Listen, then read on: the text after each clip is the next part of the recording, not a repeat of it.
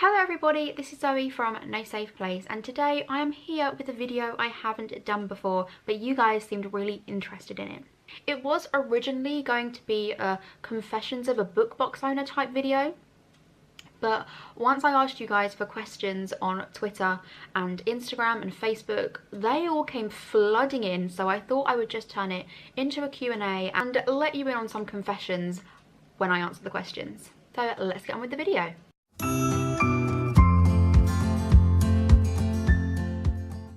I have a book here with all of the questions in. There are many pages of questions, but I will try and fit as many in as I can without making this video really long. Now, the first question is from Liv from That Fiction Life. How do you decide on the books and which is your favourite product to create? Now, deciding on the books is always the hardest thing for me because I don't want to include books that I haven't read or ones that I don't think will fit well YA audience, but it's always tricky because there are some books like the February book, which I can't name because this will probably go out before the box goes out, but I didn't read it until literally a few days ago, but I knew that I was going to enjoy it. But it's always risky because although you think you'll enjoy it, you don't 100% know. So I really just wing it a lot of the time. I mean, at the beginning of the year, I went on to Waterstones and Amazon and done a list of all of the YA releases that I was really excited about, ones that I could get proofs of, and kind of just whittled it down that way. So that's kind of what I've been doing the past few months. In terms of my favourite product to create, I'd have to say it's always the tea, because the girls at Rosie Lee Tea are so much fun to work with and they make the process so easy now because obviously we've been working together for over a year and they have so many cool ideas and they can bring my ideas to life. So definitely making the tea is my favourite. At Readable Life asks the best way to get started. Now, because I was bedbound and I'm chronically ill, all I had was time to think about things. So the best way to get started, I literally just got a notebook, started researching ideas, how to do a book box. I signed up for a 30-day free trial at Cratejoy, started to see if I could put together some kind of website, and kind of just went from there. I also know a few book box owners in the YA community, so I was lucky enough to be able to chat to them about things. So if that is something you want to do, I'm always happy to talk about book box related stuff. Emily XRXW asks, do you pick a theme or book first when planning a box? It is always the book first, because until I know what the book is, I cannot choose a theme. Sometimes I've had to wait like 6 months to be able to bring a theme to life because there hasn't been a book that has fitted around it. So I definitely have to choose the book first and then work my ideas around that. The next one is from Hannah Kempeneers. Sorry if I pronounced that wrong. She has 2 questions. The first one is, when you buy about 100 books, do the sellers cut you a deal? They do, and it isn't as good as you think. I have had a few times where I have paid more for the book wholesale than a lot of people do when they buy it straight from Amazon, for example, for like £4. But obviously I don't know when books are going to be put down to £4 or £5, so I can't chance that and just have to buy them early for whatever price I'm offered. Usually it is between £4 and £5.50. It varies depending on how many copies you buy, and I'm assuming the more you buy the lower the price, but because I have to keep things quite low because obviously I do this on my own, it's always been around that price. She also asks, where do you get the books from? Straight from the publishers or a bookshop, etc.? It's always straight from the publishers. I get into contact with someone from the sales team of the publishing company that publishes the book, and they will give me a wholesale discount and then put me in touch with the suppliers. It's really easy, to be honest, and yeah, probably the easiest part of a book box. This one is from Buy Bookish Babe, and she asks, do you manage to make much profit? And the answer is no. It took me about 9 months to even make any profit on a book box. Bearing in mind I put quite a lot of money into it to start, and I was always breaking even. I was never losing money. I wouldn't have carried on if I was losing money. but I just kept thinking there will be a time when I will make profit, there will be a time where I make profit. And obviously the longer it goes on, the more places that you find that sell things cheaper, and it gets a little bit easier as you become more savvy to the way things work.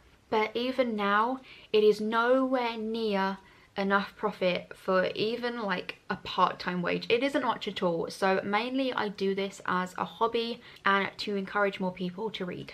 The next one is from O Panda Eyes. It says, not a question, but I love that your box is affordable and still full of treats. Plus, you're lovely. Mariam, I love you. Thank you for creating such amazing products for the last few boxes. I love you. The next one is from Snowy Owl on the Wing. Now, she has 3 questions, I think. No, 4 questions. How does working with a publisher work, and how do you initiate it? As I say, I usually just email them. You can normally find the sales or marketing team, someone from the publishing house who can direct you in the right place. I'm pretty lucky because I have a relationship with a lot of the publishers already before I started the box, because I'm a blogger and a YouTuber. But yeah, as long as you are professional and write a nice email to them explaining how many books you need, etc., they are usually really, really lovely, and I've never had any problems with any of them. The next one is, how far ahead do you have to plan boxes? Now, this is time for a confession, because sometimes if I'm having an unproductive month, it can get to the day that I'm supposed to put a reveal up and I still won't know the theme. That has only happened 2 or 3 times, but it does happen.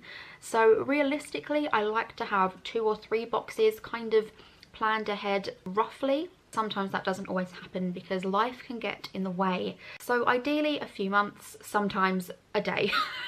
The next one is, what is the ratio of books you read that are not chosen for the box versus books chosen?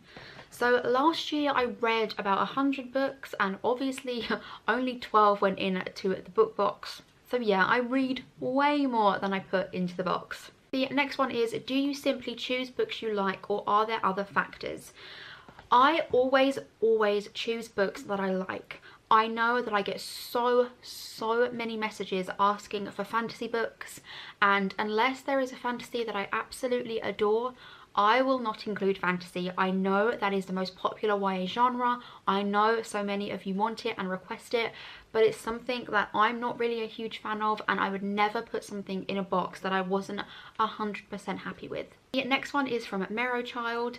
How do you select items for your boxes? The longer that I've had a book box, the easier it's become to find products and source products, but usually I just go on Etsy or look at suppliers from other book boxes to see if I like the kind of products that they make, then get in contact with them and see what they can do for me.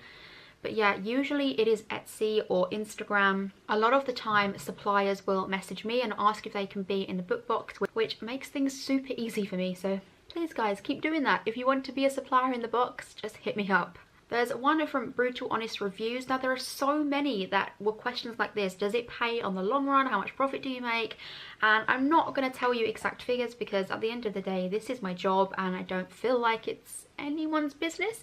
But it does get easier and the money does get better the more you do it and the more savvy you become. I suppose that's with any job. The next one is from ZH Reads. How long did it take for you to plan for your first box? So I put the boxes on sale in October for the first ever box, and it sold out in like 3 hours. And then I started planning it from there, and it was out by the beginning of December. So I'd say like 6 weeks, and that was just kind of getting to grips with everything, knowing how much time things take to make and be dispatched, etc. But yeah, about 6 weeks for the first one, and it was definitely a learning curve. But the next lot of questions are from Facebook. So this one is from Shelby. How did you go about first approaching authors and vendors to get items for your box? In terms of authors, you don't need to approach authors at all. You go through the publisher, and I'm assuming that they check with the author if that's okay, but I've never had anyone really say no. If it's an author that I know really well and I feel really close with, like Kate and Liz Core, when they were in the box I messaged them and asked if they could do book plates because I felt like we were close enough, but usually I would just go through the publisher and not annoy the author. As for vendors, you just send an email or a message and they're usually really nice and supportive. The next one is another one from Shelby. How do you plan out the boxes for what's going to be in each one? Again, I choose the book first, and then usually if I don't know a lot of books that fit around that theme, I will have a little Google and see if I know any of the books, see if any of them are popular. Because as for products, I do sometimes include book products that I'm not a massive fan of. Not the products themselves, but the actual books, because I know that they're super popular. For example, Sarah J Maas books, she is asked for in the box all the time, and I'm not a huge fan of her myself, but I do sometimes include products of hers because I know that they're super popular and they're still lovely. The next one is another one from Shelby. Where did your motivation to start one come from? So I was bedbound with a chronic illness, and I had just been fired from my job because of my chronic illness, and I didn't know what to do. I was stuck at home all the time, and I wanted to come up with something that helped other people like me, encouraged others to read. So that's how I came up with Wildest Dreams, and I thought of it in October 2017, and a few months later my first box was out. Okay, so this is the last one because this video is getting pretty long. Do you do this all by yourself and at home, or do you have another place for packing the boxes and help from family and friends? Greetings from Germany. And that was Jay from Jay Loves Books. So in terms of admin, like customer service emails, everything like that, I do myself. Planning the boxes, sourcing the items, everything like that. Postage labels, I do all myself. As for packing the boxes, me and my godmum do that together because I'll be honest, it is a lot of work. So instead of it taking me a few days to do, we can do it together a lot quicker. And for example, taking the boxes to the post office, that also is a big job, so she helps me with that as well. But everything else I do on my own. And that is all the questions I'm going to answer in this video. If you have any more, leave them in the comments box below and I will get back to them because I love talking about this kind of thing. I don't feel like enough book box owners talk about this kind of thing. If you like this video and want to see more of where this came from, hit that subscribe button and click the notification bell to be notified of when I post videos, which is normally every Tuesday and every Saturday. I hope you all have enjoyed this video. Let me know what you would like to see more of on my channel, and I hope to see you all again soon. Thank you. Bye.